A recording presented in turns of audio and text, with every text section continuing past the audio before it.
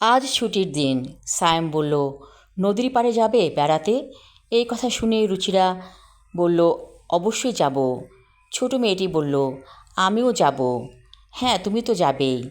ওরা রেডি হয়ে গেল।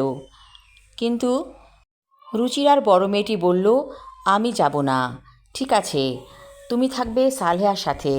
সালেহা বাসায় কাজ করে, ছুটা বুয়া। কিন্তু যখন রুচিরা বাইরে বেড়াতে যায়, সালেহাকে যদি বলে বাসা পাহারা দিতে, তখন সালেহা থেকে যায়।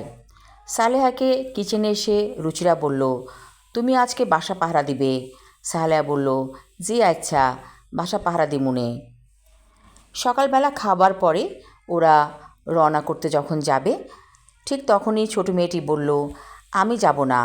ঠিক আছে, তাহলে তুমিও থাকবে সালেহার সাথে। সালেহা তোমাদেরকে মজার মজার খাবার তৈরি করে দিবে। এই বলে ওরা দুজন বেরিয়ে গেল। রুচিরার অনেক ভালো লাগছে। বিয়ের পরপর ওরা দুজনে প্রায় এভাবে বেরিয়ে যেত হুটহাট করে। একটা নৌকোয় উঠে পড়ল দুজনে নদীর ওই পারে যাওয়ার জন্য। অনেক মানুষ উঠেছে বোটে। বোট চলছে বিকট শব্দ করে। কান রীতিমতো ঝালাপালা হয়ে যাচ্ছে রুচিরার। অবশেষে বোট ওই পারে পৌঁছালো। দুজনে নেমে পড়ল নৌকা থেকে। সায়েম বলল, আমরা আজকে এলোমেলো ঘুরে বেড়াবো। অনেক দিন ঘোরা হয় না। জীবনটা একেবারে রোবোটিজম হয়ে যাচ্ছে। রুচিরা বলল, ঠিকই বলেছ, একঘেয়ে জীবন কোনো মানুষের কাম্য নয়। নদীর পাড়ে অনেকগুলো দোকান। রুচিরা বলল, বাসা থেকে তো চা খেয়ে আসিনি, চলো একটা দোকানে বসে চা খাই। সায়েম বলল, ঠিক আছে। তারপর নিরিবিলি দেখে একটা হোটেলে ঢুকে পড়ল দুজনে। দেখল কর্মচারীরা অনেক ব্যস্ত। এটা হয়তো ভাতের হোটেল, কিন্তু সকালবেলা চা নাস্তা তৈরি করা হয়।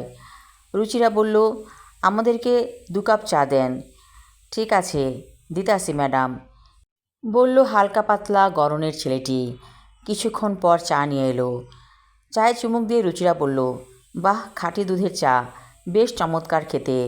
সায়েম বলল, রুচিরা, এখনও সময় আছে, যা খাবার খেয়ে নাও। এমন একদিন সময় আসবে যখন খাবার নিষিদ্ধ হয়ে যাবে। কত রোগ আজকাল হচ্ছে মানুষের। রুচিরা বলল, ঠিকই বলেছ, যা খেতে হবে খেয়ে নেওয়া উচিত, নইলে কোন রোগে পড়ে যাব তার ঠিক নেই। চা খেয়ে আবার দুজনে বেরিয়ে পড়ল। হাত ধরে হাঁটছে। সায়েম, রুচিরার কাছে মনে হচ্ছে নতুন বিয়ে হয়েছে যেন। সত্যি স্বামী স্ত্রীর মধ্যে এরকম সখ্যতা থাকা উচিত। কাজের ঝামেলায় রোমান্টিকতা করাই হয় না। সায়েম বলল, রুচিরা, তুমি কি আমার উপর অনেক অসন্তুষ্ট? রুচিরা বলল, মোটেও না। কে বলেছে তোমাকে?